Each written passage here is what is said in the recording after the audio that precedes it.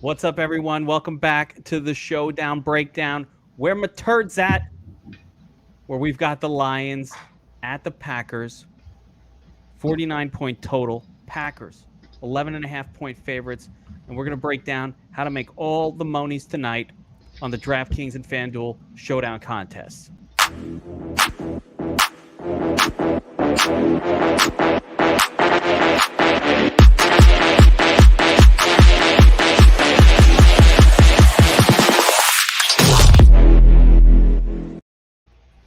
All right, here we go. We are back for another Showdown Breakdown special. I got the two Showdown goats themselves with me. Bobby, $1 Million Man, Wow, Clinkerts, and my boy, Josh, DFS Up North, Tournament Mind. Going to break this bad boy down for you guys. So let's get right into it. 49-point total, 11.5-point spread for the Packers. So I don't know. I don't know what to make of the Packers. I kind of like that. I kind of like that spread. It's interesting. I think we're going to have to figure out, and you guys are from the Midwest. I assume everybody in the Midwest is basically in Green Bay somewhere. Or a Packers or Lions fan. It's all the same place. Green Bay is a cesspool. Yeah, it sounds like that whole side of Wisconsin, no offense if somebody's from there, but it seems kind of, I just know the Packers is making a murderer, so that's all I got on that side. Listen, your local gossip about, again, to me, there's no difference. It's all something. It's all this one general flyover states for all you East Coast yuppies. It's a place of a lot of sausages being eaten, is all I know. Oh, Kenny with the hot take. I didn't know Darren Fells got cut. A lot of sausages out there. No Darren Fells tonight. I didn't know he was on either of these teams, so that's good to know. So let's get into this one, guys. So last week both of these teams had some weird results, and the Packer side much more bananas than anything else because we saw this team come out, didn't look very good, looked completely out of sorts. Aaron Rodgers, full DGAF mode, come out looking very similar facially to your boy Bobby Clinkert, Jay Cutler, full kind of doesn't give a the sunken eyes. Yeah, the sunken eyes. That's what I noticed the most. The unshaven, the hair slicked back like we've never seen it before. I don't know what the hell is going on with Aaron right there, but I've got some concerns. What doesn't have concerns though is the sports books who brushed off that game and installed the Packers as 11.5-point home favorites in an angry sort of gonna put a beating on the Lions line. Now, I'd like your opinions, both of you, on this line. First of all, Bobby Clinks, man, that's an angry line. That's like a revenge for last week's embarrassment going on here for the Packers. You think they're going to bounce right back? We ignore what happened last week. It really is a crazy line. I can't stand the Packers. And so my gut says it's going to be a close game. So I kind of like taking the Detroit side of that line. But yeah, especially with Rodgers, the way he looked, like you guys said, that seemed more than a one-game issue, if I'm reading his body language correctly. But yeah, I think it's going to be a closer game than the books think. Yeah, the flip side of it, and I want to throw it to you, Josh, is the flip side of it is the bookmakers didn't care. They're I don't give a fuck. Packers at home, going to smash these guys. Yeah, I think it's interesting. I think everybody's talking about Aaron Rodgers, right? Aaron Rodgers is why are we talking about this defense for the Packers? They look really, really, really bad. And while the Lions look, this is just two shitty teams going up against each other, and the Packers are a shitty team if Rodgers isn't on his game, right? So I'm interested here. I think it's going to be not as crazy as last night with everybody and their mother scoring, but I'm intrigued by that line. Yeah, and again, I think the flip side is the odds makers, the money, and I believe the money above all other money doesn't lie. Money does not fib. There's no greater truth than money, guys. And the money says no, that Right.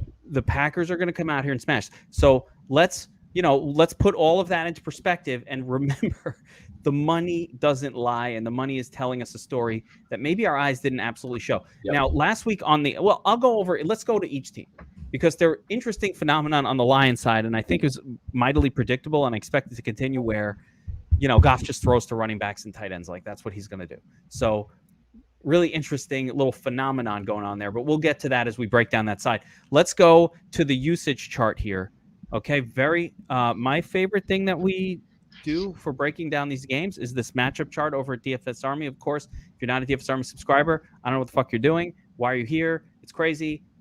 Obviously, don't like money, but these are part of the awesome tools that we have. And on the Packers side, so you get a look at the usage, right? But we've got to take this with a grain of salt because they benched the starters in the fourth quarter last week. So the usage is a little bit skewed. So we're gonna take a look at this, and the ones that really have me interested. So Aaron Jones, only a 49% snap count, with A.J. Dillon coming in 28% and getting almost as many carries. Now, the reason this is interesting for me is because this was not in garbage time. This was just the actual split during the part of the game that mattered.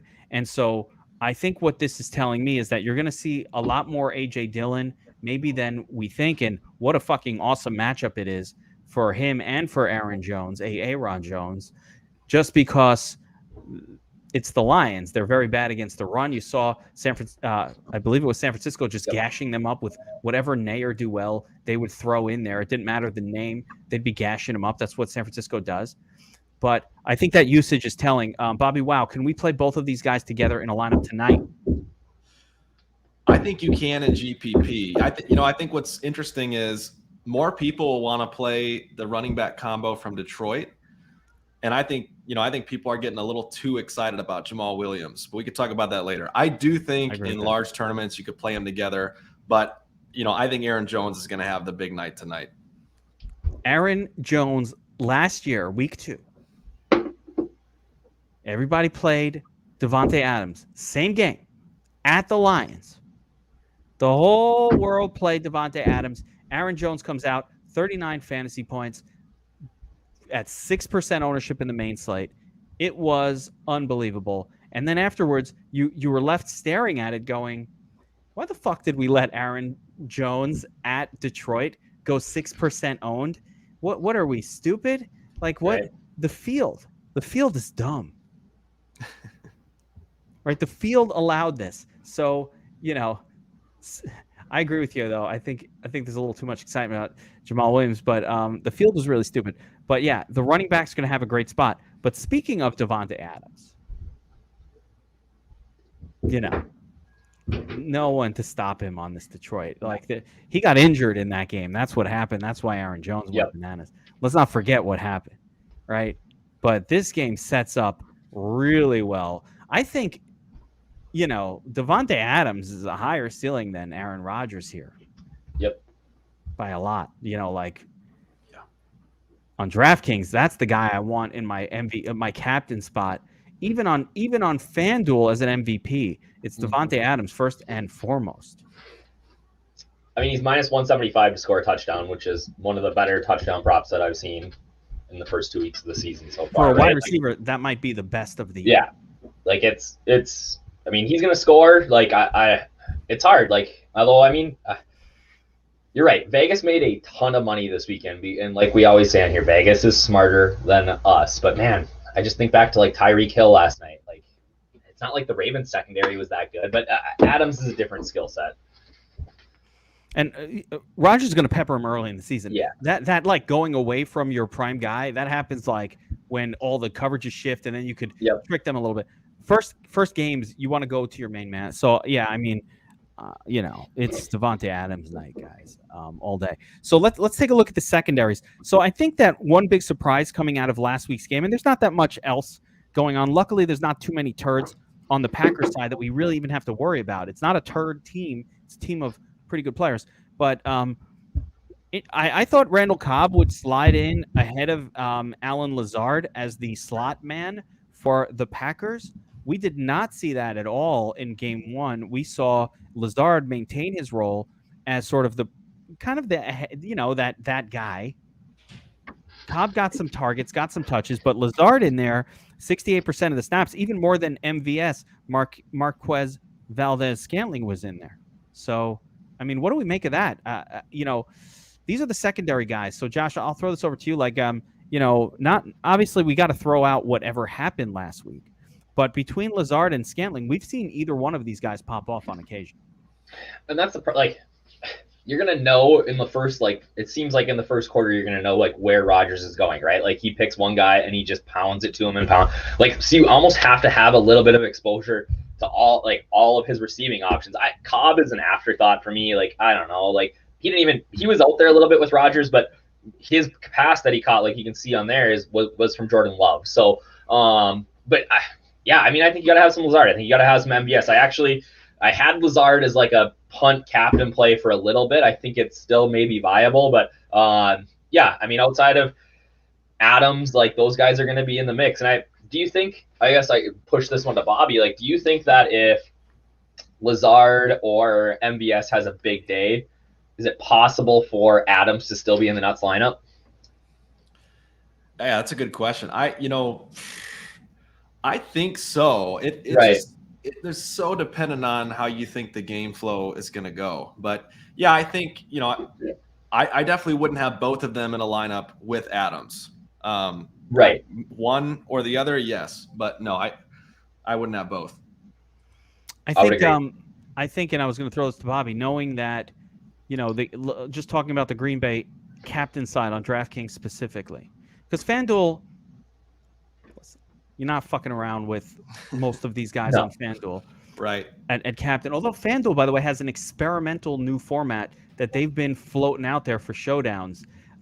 Not well known, but that involves an MVP and a pro. They're trying to switch it. They should use that. They used to do that for baseball, right? Yeah, it's kind of like that. Mirrors, I think, what they do for NBA a little bit, and I think that's the right move for them.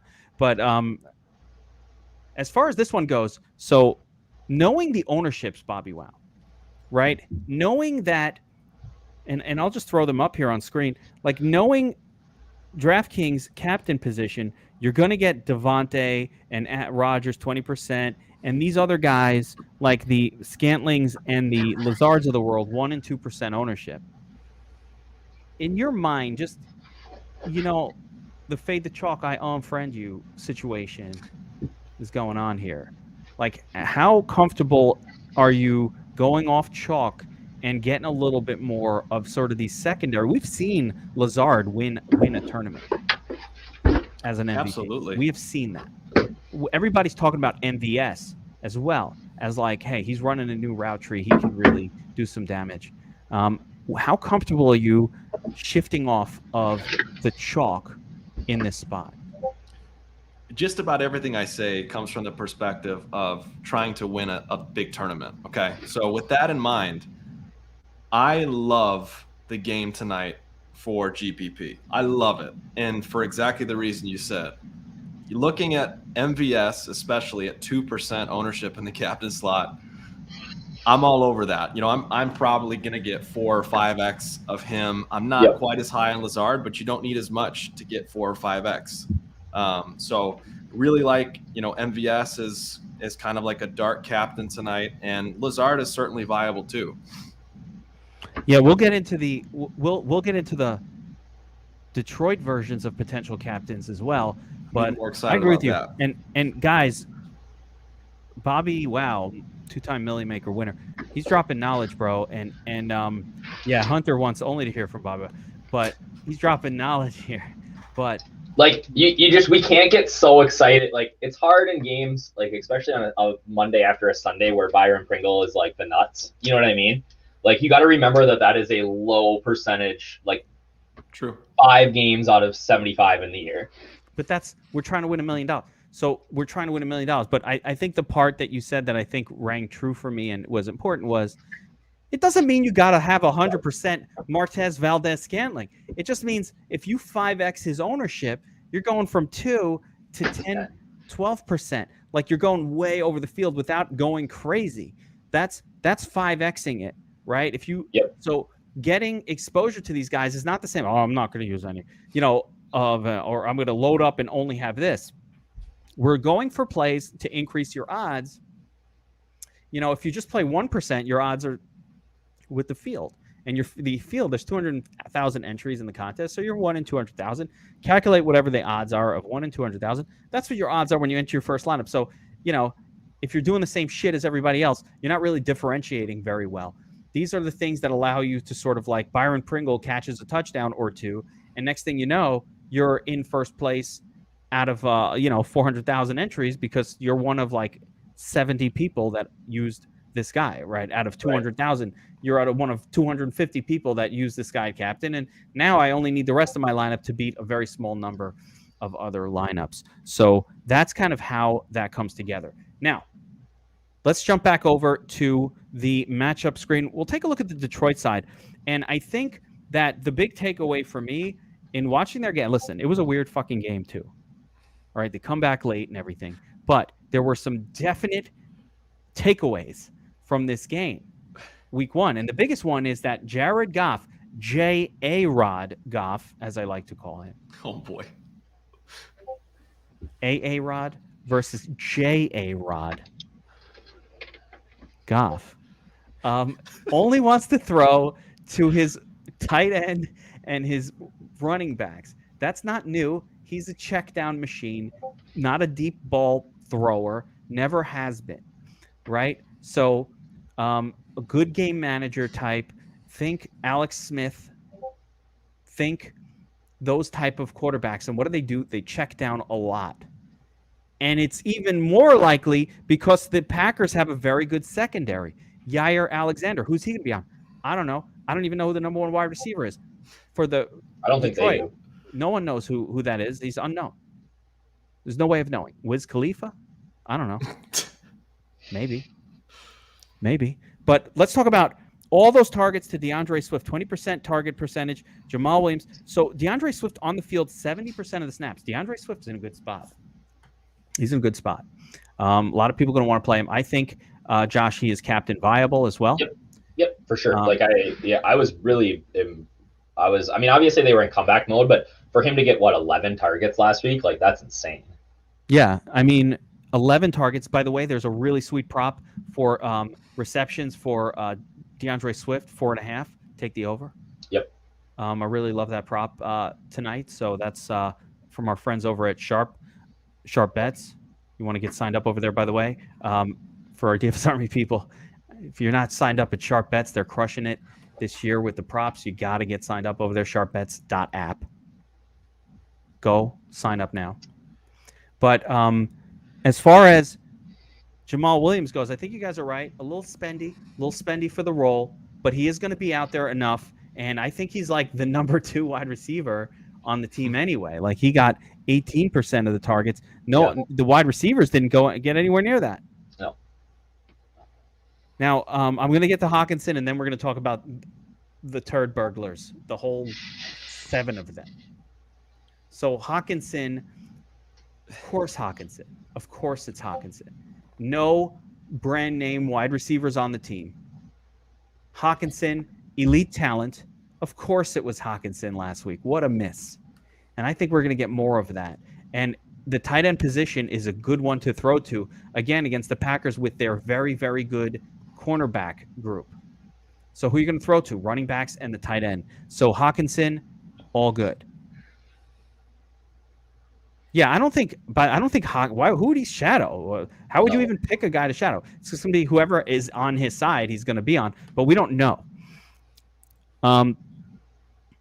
So with that being said, now let's get to the turd. I think TJ Hawkinson, DeAndre Swift are the 2 best plays on this team, followed by Jared Goff, high floor quarterback. Then you've got Jamal, a little expensive for the role, and then the turd crew, all cheap. Wiz Khalifa, 75% snaps. Amon-Ra St. Brown, who I think is probably the best play of them, 64% of the snaps. Trinity Benson, 53%. Quintez Cephas got a lot of targets, but was only out there 34%. He got And hurt. Wiz, what's that? Cephas got hurt in the game. He had what? One touchdown or one touchdown. Did he get hurt? Yeah, he missed some snaps. I know the Wiz got the Q tag on. Wiz Khalifa. Yeah, during the game, not like he was fine this week. He practiced. Okay, so he'll be in tonight. And again, you know what? If you have some sort of insight as to which of these 4 guys is the better play, I'm leaning Amon-Ra. His brother's on the other team, wants to show up. The parents are going to be at the game. You know, Khalif Raymond's been in the NFL for a long time. He hasn't done anything. They activated ESB off the practice squad too today. I know it's just to get the St. Browns in the game together. Yeah, just the kindness. I wouldn't expect much out of him. Bobbywow, do you have a lean here on any of these guys? Yeah, I don't have a ton of analytical data to share, but I did watch the game last week, the Detroit Lions game, especially the end. It was super ironic because it was like the same Lions team. You had, last year was Stafford leading crazy comebacks at the end and still coming up short. Jared Goff last week. But seeing the connection that was formed between Goff and Cephas to end the game was really, really intriguing to me. Yep. And so, this is a play that could totally flop. Cephas could end up with a 0, but I really did think there was something there that could carry over to this game. So Cephas and St. Brown will probably be my 2 highest owned. But I really think there's something there with Cephas. I agree. Kick his ass, Cephas. You guys, I'm just like I'm looking tell at. me you get the reference, Bobby, because you laugh. Oh yes, you do it. You Dumb knew and Dumber, it. right? You Come got on. it. I love it. Jay Gentile. All I'm gonna say, bro, is if this happens, you want to bet that at a sports book somewhere on a prop because it's probably like plus 15,000 or some insane odds. Hey, Cephas is. I just saw 28-1 to score a touchdown tonight. That is on DK. That is a very valuable prop. That's interesting, right? Take a shot on Quintez Cephas on DraftKings. So let's go through the sheets a little bit here, and just real quick, we pretty much covered a lot of this, but we'll break it down site by site. So going to the DFSupNORTH sheet, I agree. The best captain, Devante Adams. He is if I'm playing cash game, that's the way I'm going. Just want Devante, 12 receptions, always gets over 10. Like not always, but frequently is going to get more than 10 receptions. 12, 13 targets, couple touchdowns. The upside is massive. Rodgers probably more of the cash game guy because you're going to get the floor. Again, listen, is there a risk that Packers come out just horrible again? Yes. Maybe build a lineup or 2 for that scenario, like where they're just terrible. And I don't know. And like Detroit dominates them defensively. It's so hard to believe. No, Hunter, they signed him today. What are we talking about? I just saw Hunter asked if they dropped the other St. Brown. He was on the practice squad. They just signed him back to active roster today. Yeah, no. He's active tonight. Both of the St. Browns are active for the teams tonight. So Aaron Jones destroyed this team last time. Devante Adams got hurt. Jones comes out, absolutely goes crazy. Could it happen again? Sure. And, Jared Goff, hard to make an argument to put him at captain. I don't like it. I won't do that. TJ Hawkinson, sure. Jared Goff just doesn't run, Josh. I'm not putting him at my captain. Oh, I mean, he had like 35 points last week. He did great, but like the individual players did better. Right. But I mean, if in that showdown, he was the nuts captain. Oh, he was? Okay, so he scored the most points, 32. Yeah. Oh, because he spread it between – he only got 24. Yeah, no, he was the nuts. Willing 25. Yeah, I mean, that's how you get there, right? You know what I mean? Like, that's how you get there. Like, yeah, really. I don't know that that's that unlikely. Like, who's he going to throw to? I mean, you know what I mean? Like, unless Swift goes double tutty, like, if this is like a 35-31 game, I think Goff has a really good chance to be the nuts.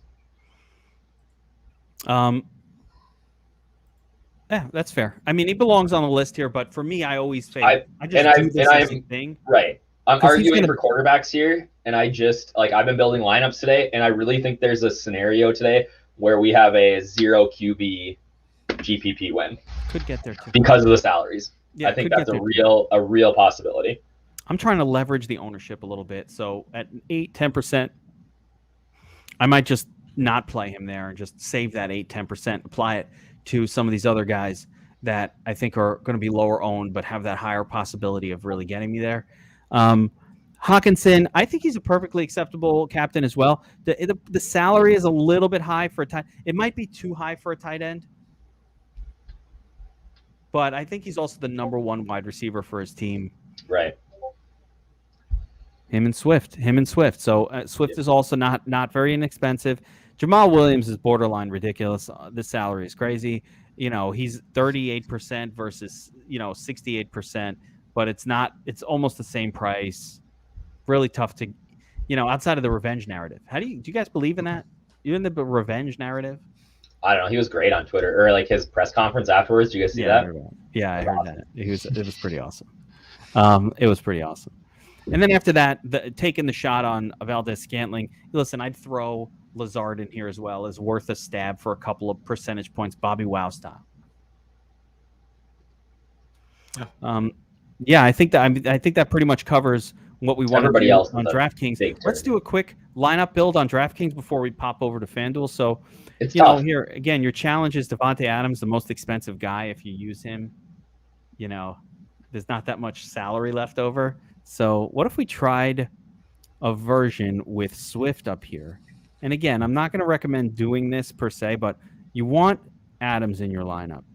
You want Rodgers, and you want, and now you got nothing left. You can't. It's so hard. That's why I'm saying, I think there's a real possibility that we get a 0 QB here tonight.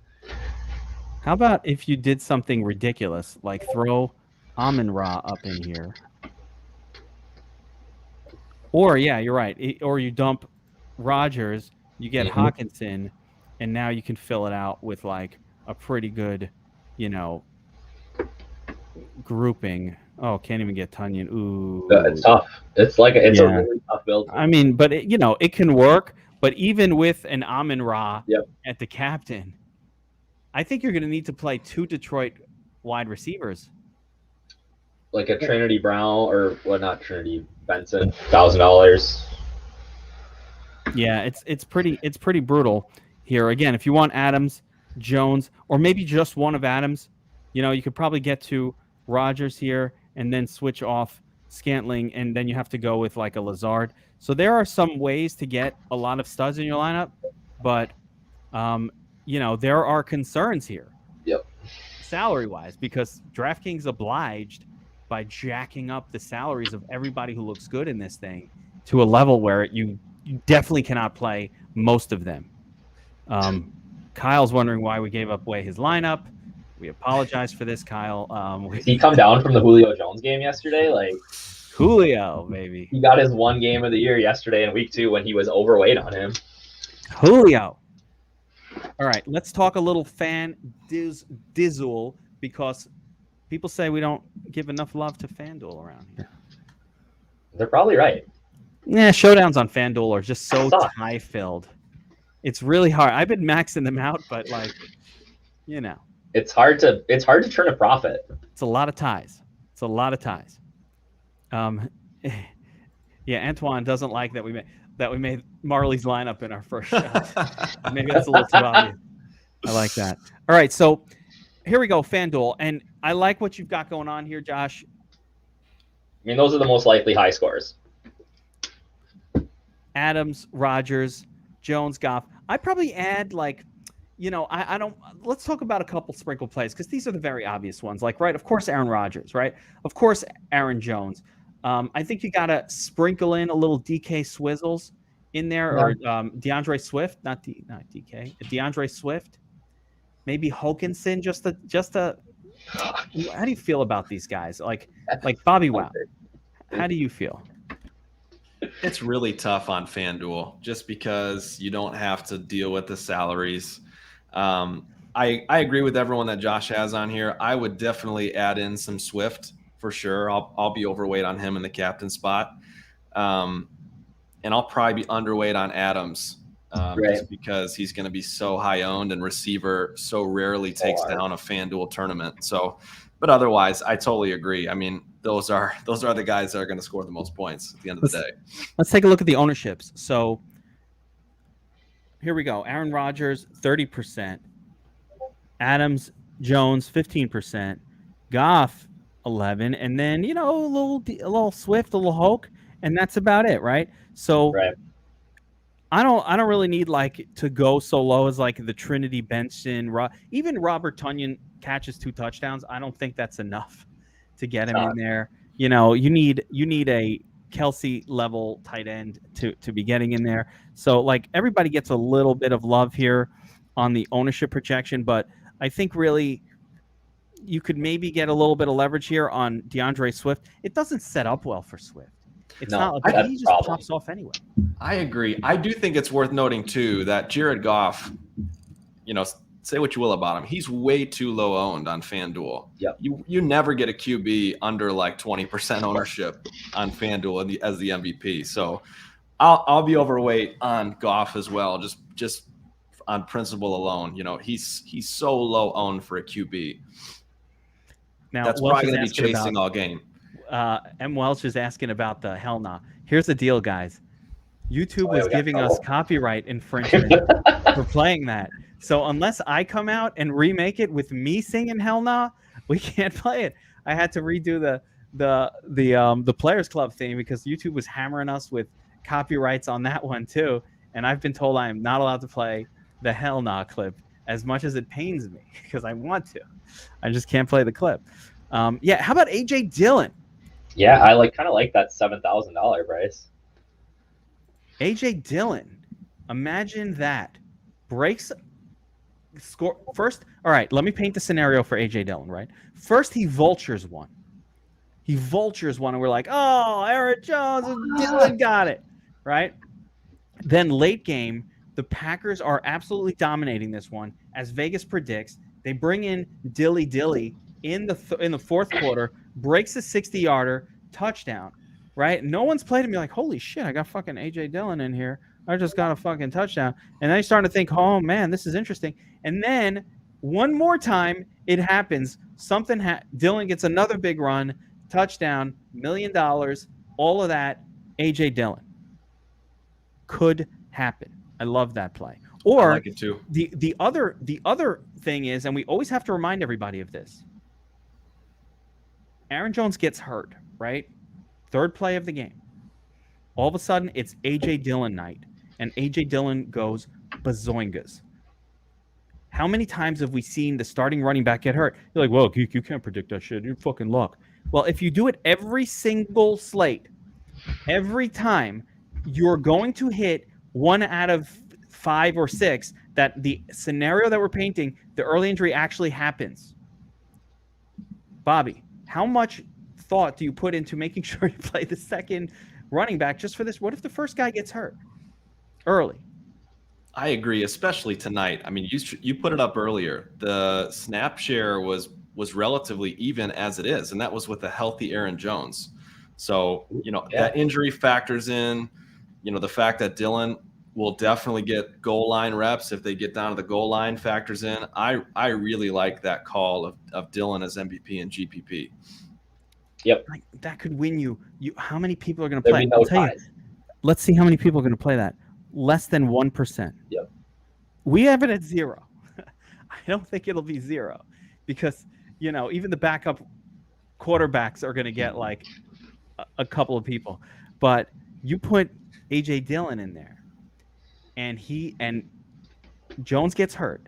He comes in and absolutely destroys this very, very vulnerable Lions defense. It could happen. So I love that. I need to remember that shit for make my 150.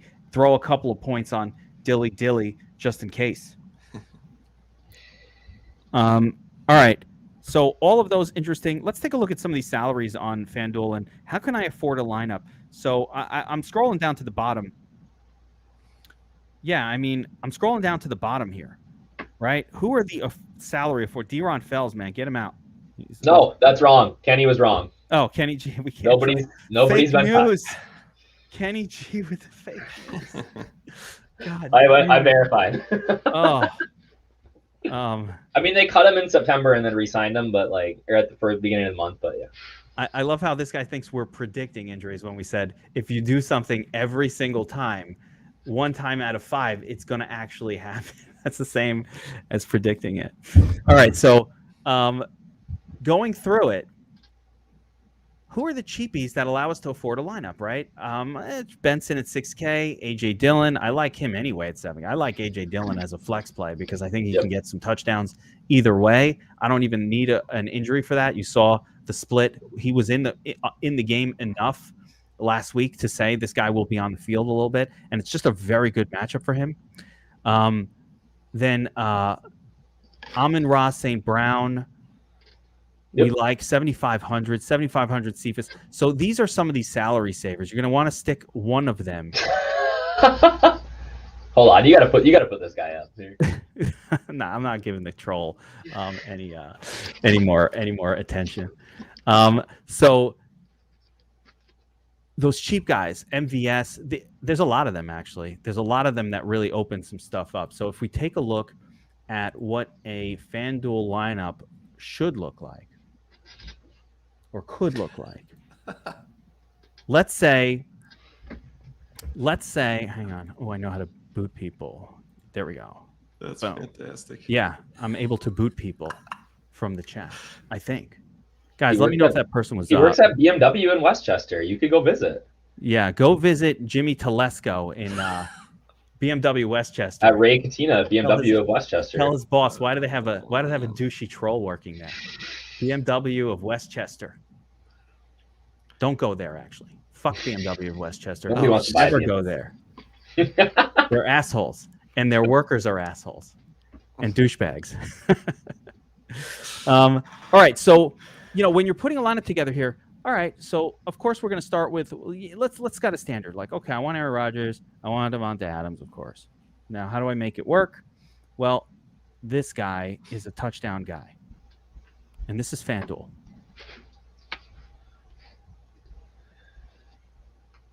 That's a touchdown guy right there.